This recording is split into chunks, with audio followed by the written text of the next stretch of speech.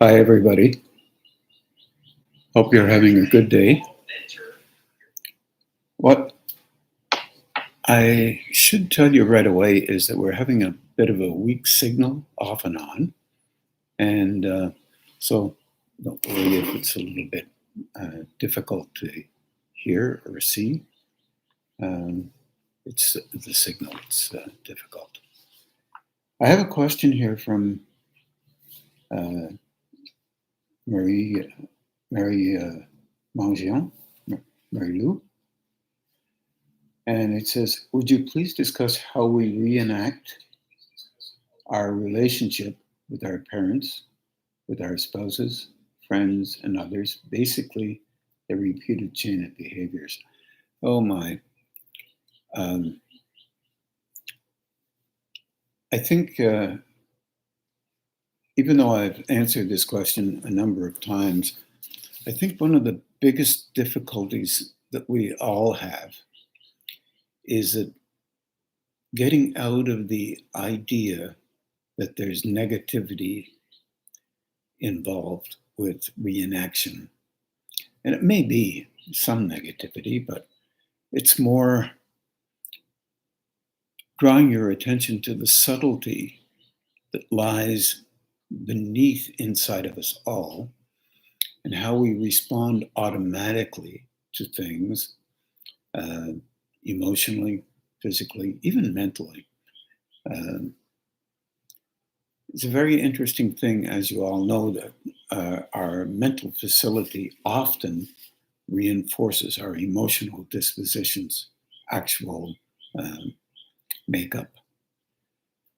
And this is very difficult for us to allow an understanding to occur because we are naturally, uh, uh, we naturally tend to defend ourselves in just about anything and everything.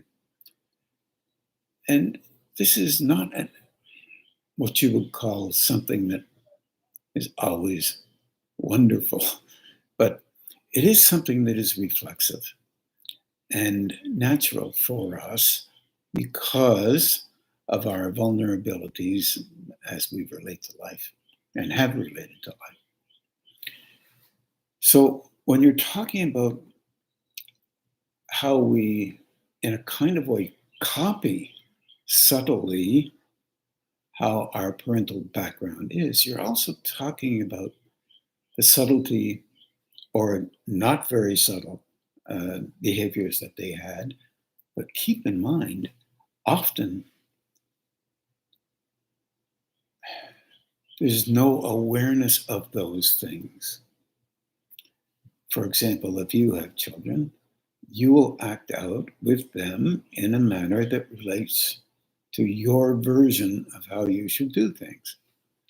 Yet, right in the midst of all of that, you'll be acting like your physical, emotional responses have remembered how to act with a child, uh, how to love them, how to embrace them, how to think that they're of value, how to train them to be prepared for the world um, from a perspective that may even be, from your perspective, not the same as your parents because you don't want to be training them the same way as they trained you.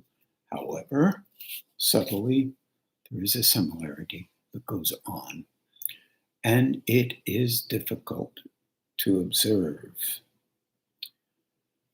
Therefore, from my perspective, it is much better, just one point of view, not to judge your parental background, but to recognize it and understand that that was a methodology that they gleaned from their past, a version of what they believe they remember, except it's not necessarily a remembering that's conscious, but an unconscious reflexive response to a situation in a given second, in a moment. Now, obviously, that's not the only thing that happens. The other thing that happens is you try and do your best to treat others the way you think that you'd like to be treated, the old golden rule thing. However, like everything else, the golden rule is forgotten most often because it's not a reflex. What is a reflex is how you've been treated. That's a reflex. Unknown to you, you respond in relationship to that reflex. And in a kind of a way, you are loving your parental background by expressing yourself in a manner that was similar to how you believe they acted in relationship to you. And that is a tremendously difficult thing to observe by anyone. An act of love, if you start thinking about behavior that came in your direction, may not be considered an act of love by you. And trying to figure out how a parent was loving you by doing that brings you to a conclusion that you can use on yourself. They, in fact, were loving them and attempting to love you according to their version of how that would be reflexively in a given second. They didn't sit down and figure it out, think it through necessarily, although some have tried to do that. Yet, at the same time, end up also being reflexive. So this is a little bit more complicated than looking at it from a simplistic perspective. All things we do, we copy, blah, blah, blah, blah, blah. Yeah, we do. But chances are we're going to miss about 60 to 80% of them. Is that okay? Has to be. Because if we did see them all at once, or a good part of them under certain circumstances, we would be shocked by how we treat people that we really love. Do I have to say that again?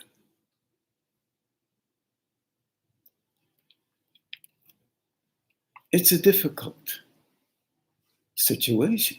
Loving is very difficult because there's anticipation that others should love you the way you believe they should in their behaviors, in their views of you, and in how they must perceive what you really think inside. We're all children in our honest understanding of emotion as it expresses itself in our day-to-day, one-on-one. So this makes things complicated. And in fact, some of us try to do the best we can. And sometimes we don't. Now, if you start judging yourself under those conditions, you will judge yourself as you're judging those who, in their way, thought they were loving you, yet from your perspective, it didn't appear that way. There's another way to look at that. They might have totally believed that they were loving you and preparing you for the world, all the rest of it. And you saw that to be true, and therefore thought that everything that they told you had to be that way. And in fact, they were human beings, and they were doing the best they can, once again, and you were interpreting the best you could. And you would express yourself in a manner as you thought might be comparable to your version of what needed to be expressed. You find that very much in a family background where people have a tremendous amount of versions of what is more right than another thing. Some of us have had those backgrounds, some of us have not. They've had different backgrounds. There's no perfect background out there. So when you're looking at repetition and comping of your parents, you're never going to be able to figure out perfectly, emphasis on the perfect, how your behaviors emulated your parental background. And even if you do, you're already have fallen in love with how you behave and the images that you portray according to you, even though others may not see it like that. So when you're looking at engaging with you as an individual, attempting to understand you to some degree, you're better off just watching and noticing, not judging, and not thinking that you've got it right or wrong, either one. Just noticing where you can and recognizing eventually you can't see it all because much of it is reflexive, unconscious, one could say, not there to be perceived by you, otherwise you will begin judging you. And that is not helpful. Do your best to understand what's going on within you. That's the best anyone can offer. In talking to some of the swamis in India, they're not perfect people. Their attempt is to engage with higher states. That's it. In engaging with higher states, their conscious awareness shifts, literally shifts, and they can see them or others differently than they would normally see them through their defensive net. Yet at the same time, you meet folks who have been working on this stuff for years, and that defensive net is the most chosen thing to express through. This happens to everyone. No one's exempt. However, if you continue to engage ever so slowly and reach into yourself and attempt to be aware of that energy in and around you, the best you can, just the best you can, then watch and see how you act and interact. Like the same, most of us, we are still human beings, and we still interact and relate to others through the personality, which in itself is a behavioral system, and also a cultivated system, also a copying system, also a system through which you can see the world as you believe the world is in any given moment, and that may be not real, but it is real for you. This is important to understand.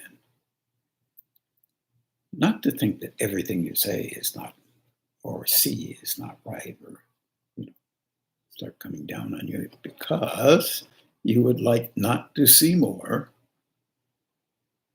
because it would be, oh, I don't want to see more, so therefore I don't want to do anything that would move me beyond the relationship I have already with myself.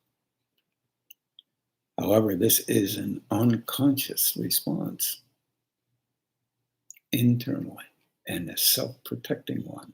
And it's understandable for anyone. So spend less time theoretically giving your parental background a hard time. Just notice that they were people and this is what they did. Then ask the question, do I do something like that? It's possible without me knowing, and it's possible to know. If I do, let me try and soften it just a bit so I can help myself. Not to defend myself so much in those places where I see them or when I just about see them and I don't want to go any farther. This is the vulnerability that we all have in a thing called inner growth. There's often stories, I think, one of the most important things to think about is to understand that each person sees us differently, individually. Some people may see you one way, some people see you another way. If a person is really feeling very down, they may think that you are either down or thinking you're too up. There's a grumble about that. It's well known in business that there is so much jealousy. Probably the wrong word, but close. Competition for value and value added in business, that it's well known that many tell stories that are different than the reality that exists. And people love stories. But at the same time, it's what we do with ourselves. We tell stories to ourselves about ourselves. And what we don't see often is the value that we truly are. For example, if you have an individual that has difficulty with grumbling all the time,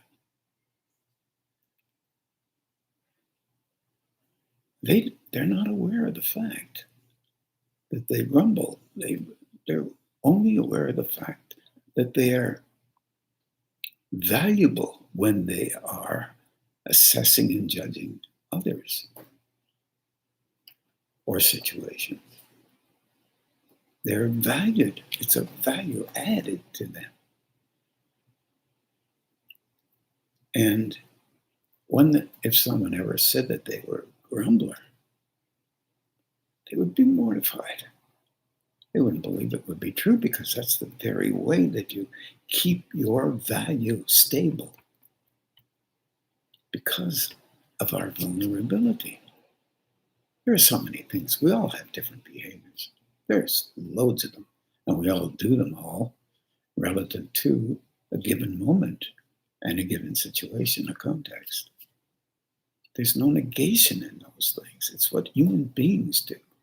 However, if you soften them down, then you add to the world grouping, you could say, a reflex or a willingness to soften some stuff down so that you're not contributing to the intensity that it takes to maintain a method of behavior that aligns with what you have been thinking was a valuable behavior that you learned when you were about 2 or 3, or in the womb for that matter, or 10 or 15 or later. These are difficult things. But you can recognize some. Now, here's one of the really important reasons that I think is valuable for doing a little bit of this. You don't have to do it 24/7. It's not what it's about. It's not about judging yourself. It's not about judging others. It's more like, can I shift? And this is a little bit with respect to Lee's question, and also with Sonia's question that I'll try and weave in. If you can shift the intensity inside yourself, what does that mean? Well, there are 2 methods that are profoundly thought of as vital in doing this. One is meditation. Another is prayer or mantras. Okay, Lee asked the question, what about prayer? Is it valuable? It's a fair question. And what about meditation, and how can I get this meditation? Because, under stress, meditation is difficult to engage with. I'll read Sonia's question, if I can. So I apologize, Sonia. Meditation is important because it allows one to, it is my assumption, she says, meditation is important because it allows one to more frequently connect with the gap where you can experience between your personality or mind, she has, and you, where there is no chatter or opinion. How can I get myself to be more disciplined, to meditate more frequently? What is a good writing? I can't read. Routine. I don't know. I can only go by what I think. So you have to think also. This is why these things are of value. I'm just going to say this. 2 things especially help you shift frequencies internally. Both things are involved with sincerity. I've often said, if you are honest and sincere within you, that does not necessarily mean your reflex. It means you're really sincerely attempting to do what you can. And things interfere with this all the time, especially stress. And the same as prayer. If you're inside, if you're really under stress, you don't even think about these things. You think about what's normal. That's the stress. That's the intensity. It's engaging with you, trying to figure stuff out. It's so difficult under those circumstances. And we have enough stressors, it's for sure. But bear with me. If you can get something to shift your natural, normal tendency to help yourself to be comforted somehow, I would call that in in the land of prayer. That's what does it for me, and mentors as well. But it doesn't do it for everybody. Why? Because they can't get that sincerity in. They feel empty. They start to pray, and it's like blah, blah, blah, blah, blah. They can't get the sincerity in because they're overcome in their personality. No offense to anybody, because I've been in that place. I understand that that's real. We have a sense of not being able to be sincere in relationship to the prayer. Say it anyway. And then slowly work your way into it. Try to figure out what you're saying. That'll divert you from, it will get you to move from the reflex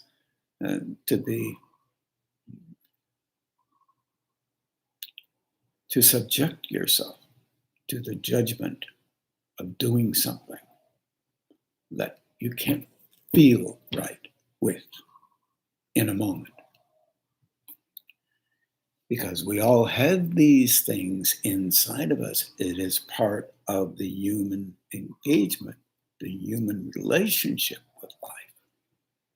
We're not always sincere with things. You could say, Ron, speak for yourself. I am speaking for myself. I do the best I can with this. It's all you can do. If you prefer not to, then that's your business. It's not my business. But if you prefer to, and this from all the people I know, when they are sincere beyond belief. You all have wills of steel. You can use them for purposes that relate to shifting states, presenting yourself with a gap, meaning a space where you can allow yourself to be comforted by you in a gentler manner than your intensity around being protective or valued by you, looking for a mark in some way. I don't understand it. Because there's no marking.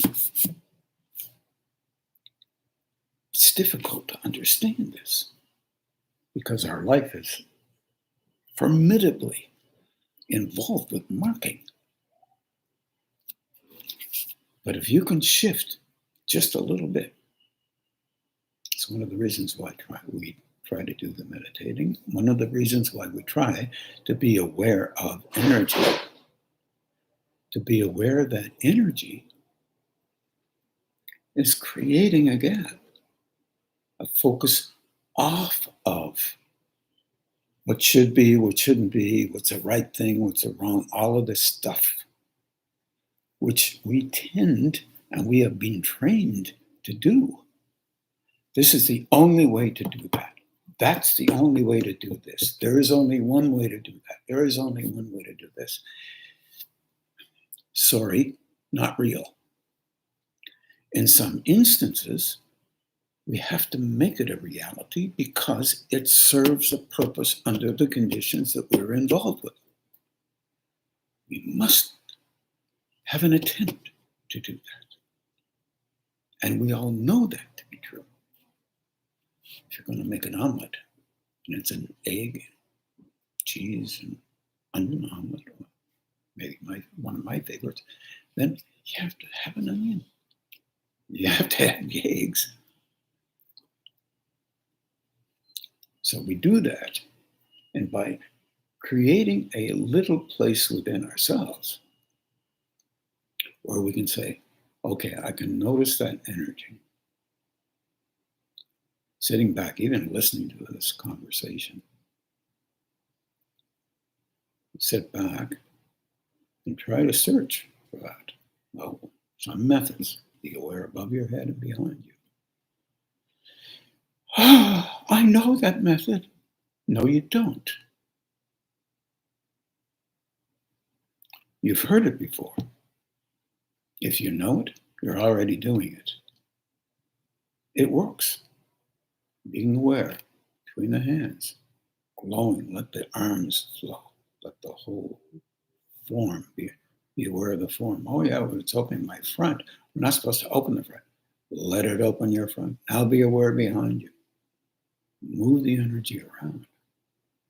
Then sit in it. Be aware of the energy. Thought comes in. Say, sorry, not now. I am meditating. This is so much easier to speak about, like right now. Fine, I'm talking about it, but I'm trying to do it while I'm talking about it. I know you can as well, but you may ask an honest question. What does it serve? How important is it? Well, I can only say this. Some people would give their eye teeth just to have it there so they can notice it, so they can be aware of it. People talk. I'm aware of, oh, she has good energy. He has good energy, blah, blah, blah. If that's real, you are aware of that in you, not because you're great, but because in your practice, daily life, you're engaged with that flow all the time. Then you don't have to listen to somebody who says their energy is good or whatever.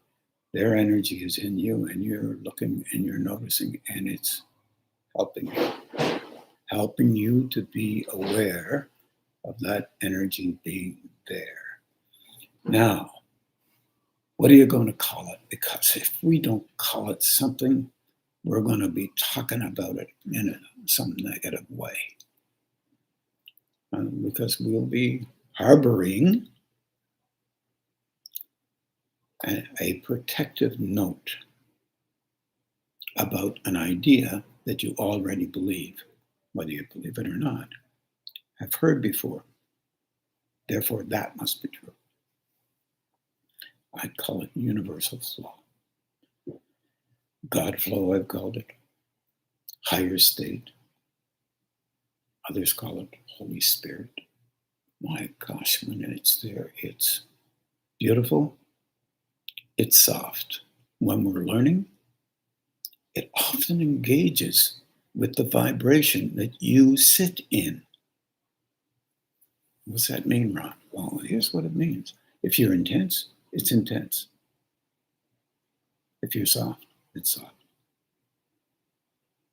It takes a little while to cultivate an awareness, because we are aware of, I'm aware of this computer, I'm aware of this pencil, I'm aware of this watch, I'm aware of this paper.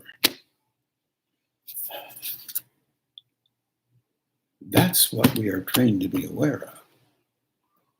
Are you aware that energy is flowing in and through you and loving you?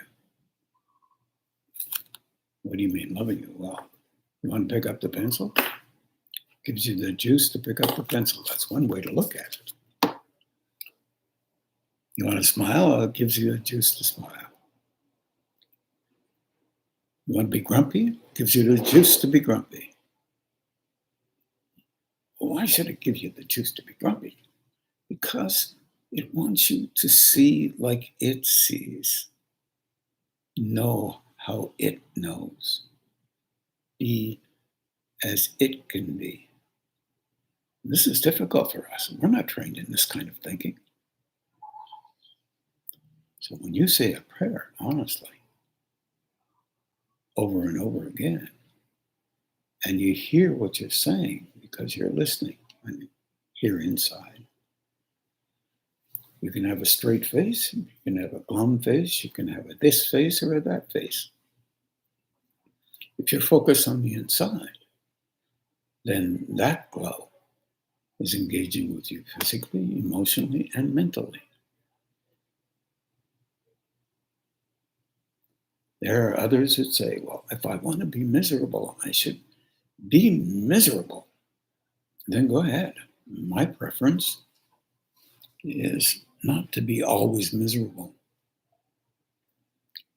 Maybe if I had an image in my mind that other people were always miserable, then maybe I wouldn't know any better and I would be miserable without even knowing I'm miserable. I copied that.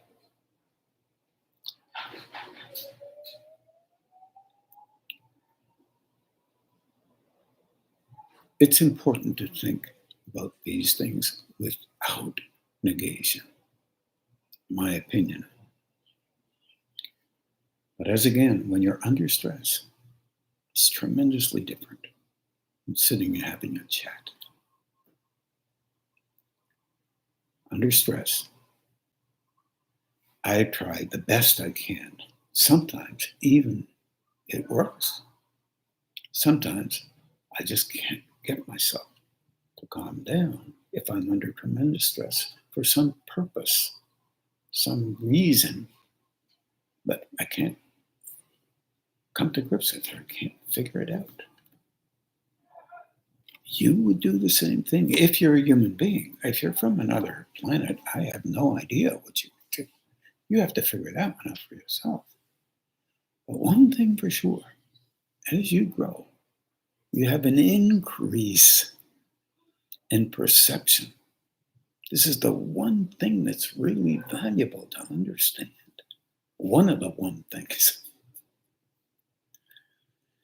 You increase your awareness of what you do and how you do it. And you can be proud of it. Depends on how proud you are of the images that you display with others. Or you can say, I don't think I'd really want to be doing that want to have other people doing that to me. I really wouldn't want it. Some of you, perhaps you might say, I don't care. Perhaps. Then that's where you'll be just for a while. Because you want to allow yourself to get out of that because that's your value. Okay, having said that, the next step is, do I need to be this way or that way under my circumstances? Because I've been trained to be this way or that way under my circumstances. It's the way we all have been trained. Don't put yourself down. Try not to put yourself up because of it either. This is so subtle. There's a place within your own heart where you will know the hurts that any others can only anticipate what kind of hurts you have. They can't in any way know exactly, even if they've had the same thing go on in themselves. Nobody can. They can do similar than, perhaps, not the same. Meditation is a helper with that. It shifts you out of that place, that spot, which is hurtful and hurting. Prayer can do the same thing. I have one that I use. You can use it if you want under emergency circumstances. Better give me a hand with this. I haven't got a clue what I'm doing. I don't have a problem with that. You may have a problem with that. It's okay. I don't have to do what somebody else says. That's not the issue. The thing is, find where you are sincere. Take a look at it.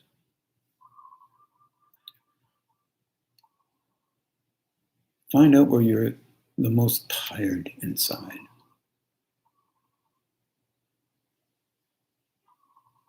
Find out where you're the happiest inside. Do a little bit of both.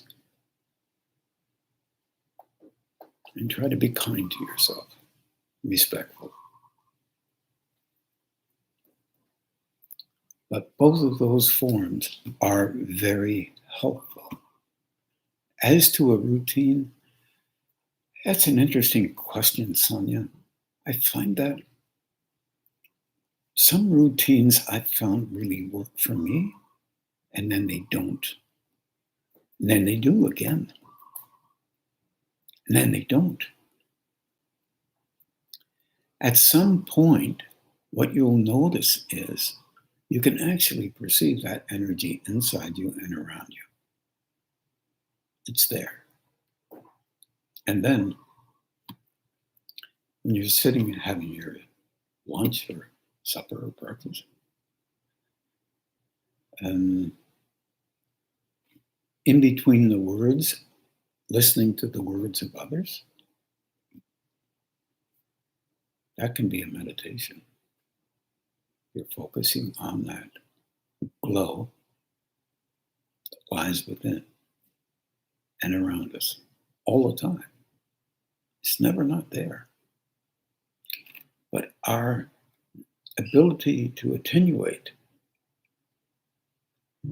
shift the frequency to where we are in a moment is not so simple, not so easy. So we have to allow ourselves to train the mind a little bit. Is it really okay for me to do this under these circumstances? Is it really okay if I am focused in another state and listening to people when they're talking? Question, can you hear them? Are you attending to them?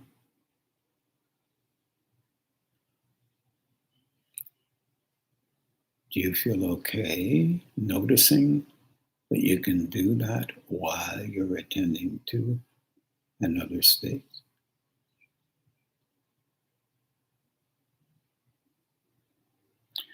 I always thought attempting to teach something was a very helpful thing. If you didn't only pay attention to the material that you were teaching, and you were allowing yourself to engage the best you could within another state through the practice of meditation, for example, or the practice of engaging in internal prayer that relates to talking to that flow in a way. Give me a hand with this, honestly. Help me to be helpful, honestly. Help me not to mess up in relationship to what I'm talking about. In other words, it's not only another opinion. It's just I need help with broadening out my way of speaking, opinions, or whatever they may be called, expressions of our moments.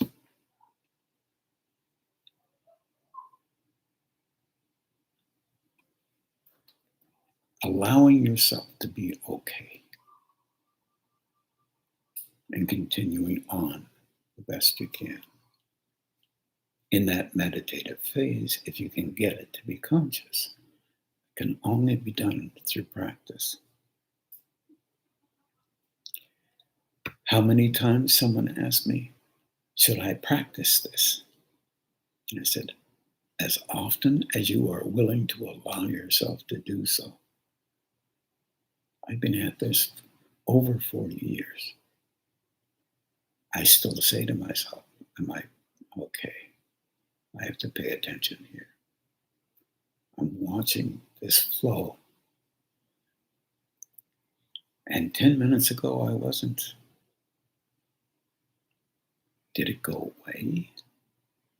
No, it didn't. My attention did. Is it okay if that happens? Yes. I'm learning. I had an old friend that told me, don't tell people you're learning. They'll think that you're just not valuable enough to be listened to. I said, then they will not understand what growing is. Because they can't. They're too focused on how important things are. An act of expression. I can do this, I can do that, I can do this. As you're growing more and more, you'll find that you will say less and less about that. Because it won't be as valuable as it used to be, because prior to that, you were trying to get yourself into a mode of being valued. Create an image that made some sense to you, and by acting in a certain way, others found you important enough to pay attention. It's how we've been trained. And our reflexes are hot after it.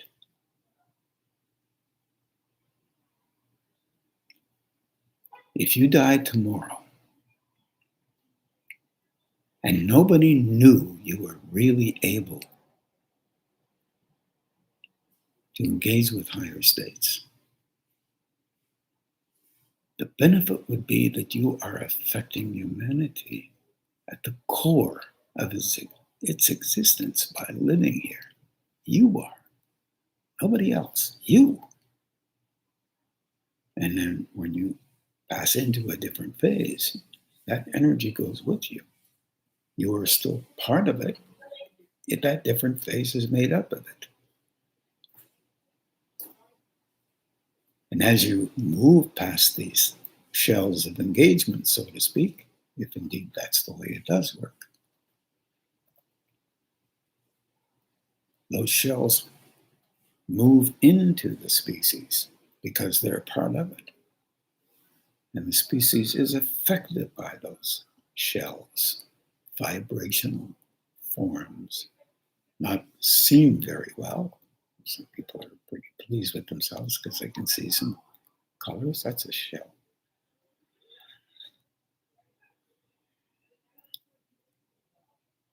The issue here is to engage the best you can with you as a human being.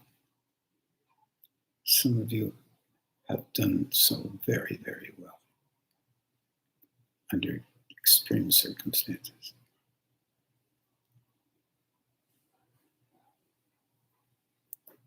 Keep asking for help with those circumstances. Don't be afraid to do that.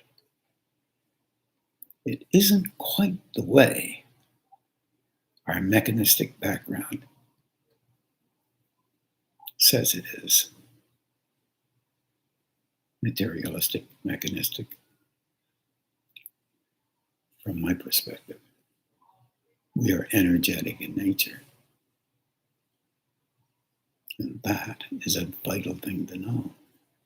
Science is opening doors around that now. They're using language relating to energy. Eventually, that physical orientation, concept of energy will be deepened and broadened. We also talk about it in the normal world, in various physical or emotional or mental ways. You have a lot of energy. You're really working hard. Look at the intensity you have, the emotion that you perpetuate, express in terms of what around others. What are you doing? You think a lot, don't you? We use it in all kinds of different ways. But when you're aware of it, kind of using it in another way. Language is interesting. I don't know how long it will take for us to understand what we're talking about. But you can only do that by engaging in it and the experience of it. Otherwise, we're just talking about nothing.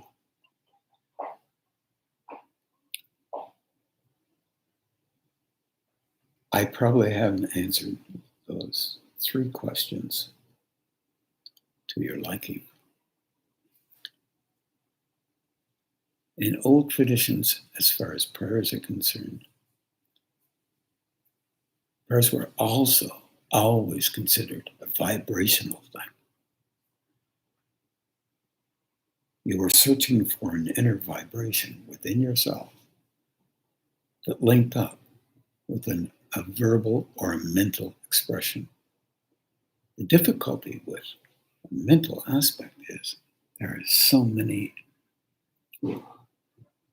subtle inclusions that come from any and everywhere that relate to that may not be the right kind of prayer. Well, here's another one over here. Oh, this is better. Oh, yes, this is really better. We're always searching for the mysterious one. We don't understand that it's the sincerity we're searching for, not the intensity, the sincerity, the engagement, the willingness to sense out a relationship beyond what we know and think things should be. This is difficult for us. I think it will still be for quite a while, generally speaking. It's not number 1 on the hit parade in our particular world of events. In the form of meditation, I find this form comfortable for me. I've tried other types. Some are pretty interesting.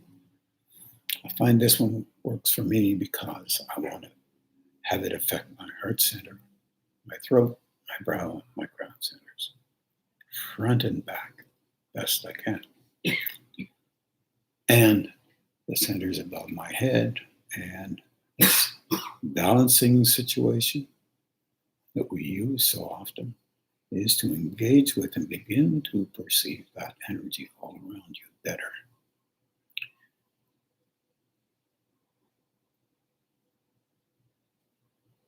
To find a perfect time to do it, I would make a suggestion.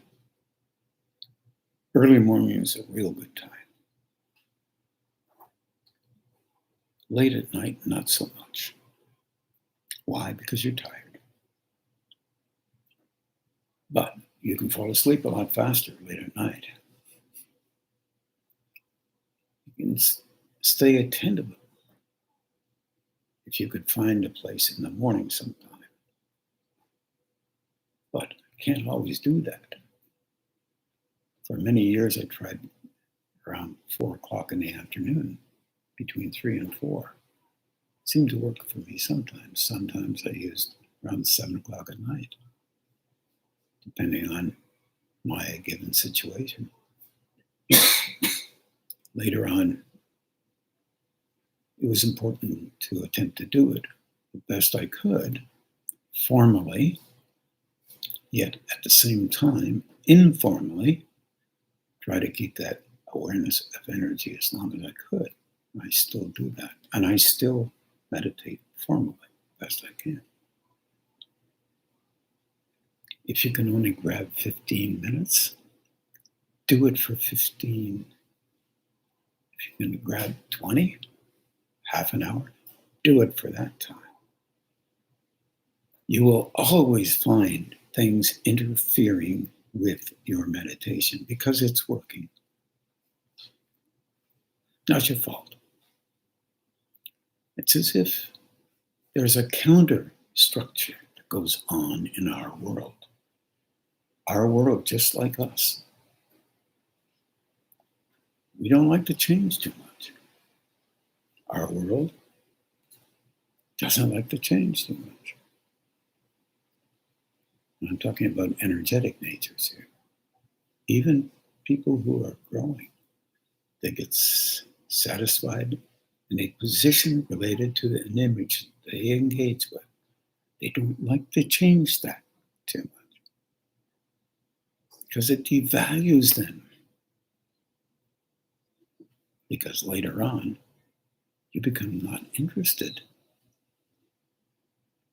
in having anyone know what you're doing.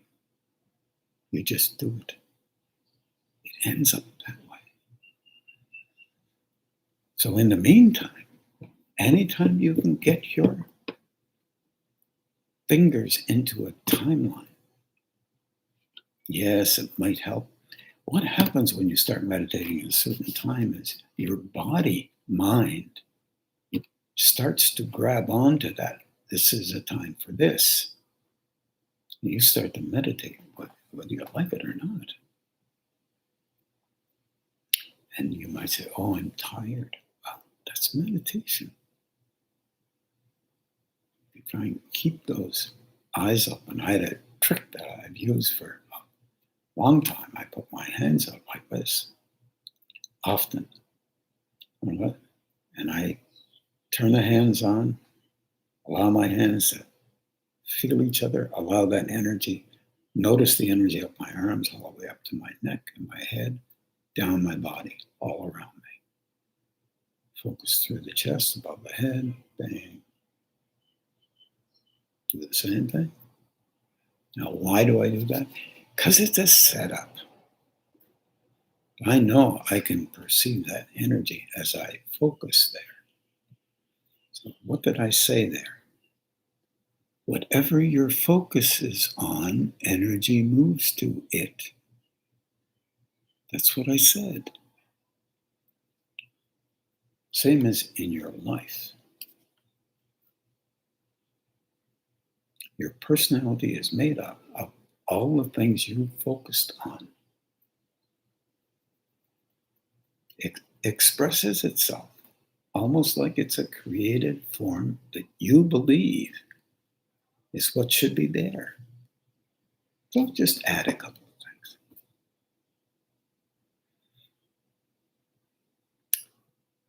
I just want to thank everybody for listening. Some of you stuck with it. And I wish you well. I've now pretty well used all the questions that we have, and thank you very much for sending some, Lee and Sonia and Mary Lou. And hopefully we can get a few more for next Thursday's class. Take care, everybody. Please do what you can, little by little. One of the biggest difficulties is as you go along, you start growing internally. This is difficult. And then there's a reflex that occurs right in the personality structure. It does not want to move anywhere. It doesn't want to shift anything. So for a time, often, you cannot find a time to meditate. You cannot find an interest in doing certain things that might be helpful. It's the nature of all of our personality backgrounds that relate to a base, a core in that kind of a way that says something like, what happens to me if I actually change? This is very disturbing for us. Yet we don't understand that that is occurring. And if there's actual change within, what parts of us will we not be? And we will still be that which we have been, just slightly different, with a different kind of level of purpose, perhaps, but often still the same purposes we had before, because they have meant something to us. Acts of love that we have rendered unto us.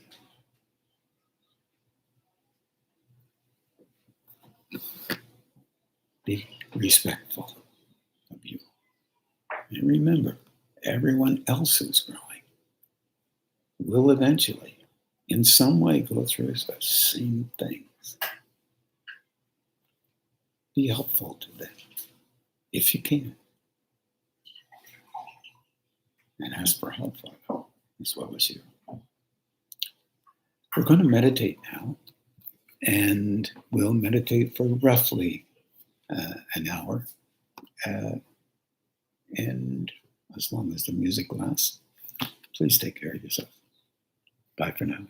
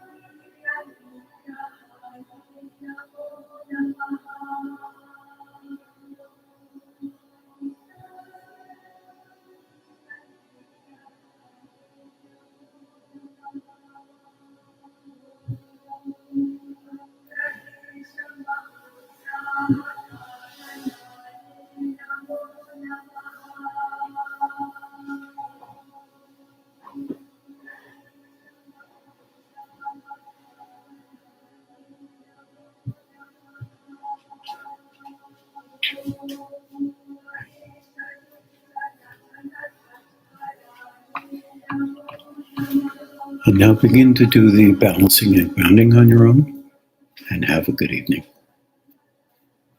Take care of yourselves.